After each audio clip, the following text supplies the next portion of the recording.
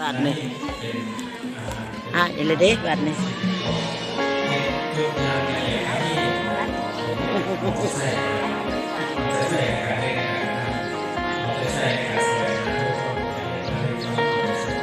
เจอถูนหาง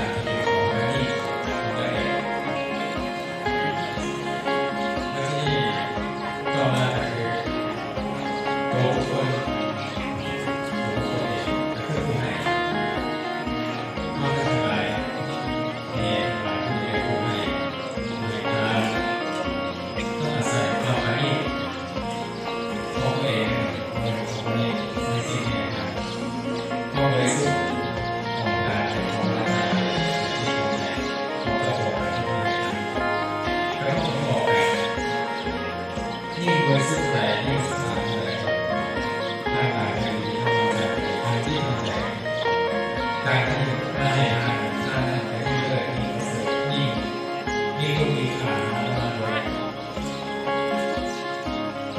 ความสะอาดร่างกายนี่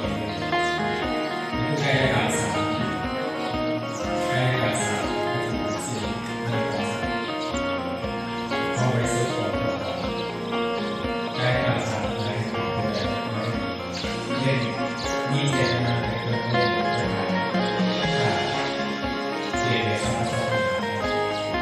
นี่ถือเก่ง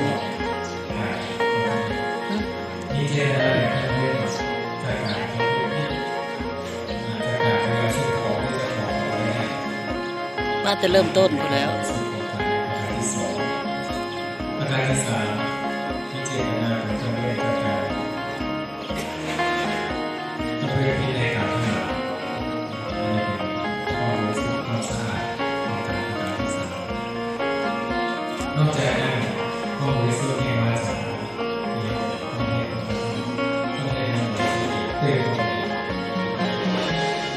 โดยเจตนาหรือความเนียมจะครอบครัวโลกความตัวจริงโลกความเพศเล่นจากการโลกความเพศนอกความจริงเราแต่ความจริงว่าแต่ความสัตย์ที่เป็นข้างในโลกเอกโลกสอดเสียดโลคำหยาบโล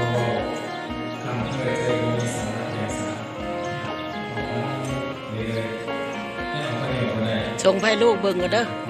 ทิดทอมโดยบริสุทธิ์ของวาจาบริสุทธิ์ของชั่วโมงถ้าบริสุทธิ์จะใช่แล้วความบริสุทธิ์แห่งการได้แห่งวาจาจะมีขึ้นเกิดขึ้นแล้วก็ต่อมาคือความบริสุทธิ์ของจิตหัวใจนี่ก็คือเป็นบุคคลผู้ที่มีสัมมาทิฏฐิเสื่อว่าเสื่อบุญเสื่อคุณเสื่อโทษเสื่อว่าการให้การกระทำของมีผลพอสิให้มากให้หลายให้มากให้ประมาณเท่าไหร่ก็มีผลด้วยแล้วแต่มีผลเพราะเพียงแต่การให้บุญที่เป็นบุญเป็นกุศลการกระทำที่เป็นบาปก็มีผลคือกันได้โมมาเป็นเอาแต่การทำบุญจึงมีผลการกระทำบาปก็มีผลตัวสิบาปบาปเนี่ยมีผลด้วยให้เป็นอุปสรรคเป็นเครื่องก่อกั้นกุศลทางคุณงามความดีก่อกั้นความเจริญก่อกั้นความสุขความสบายสาธุ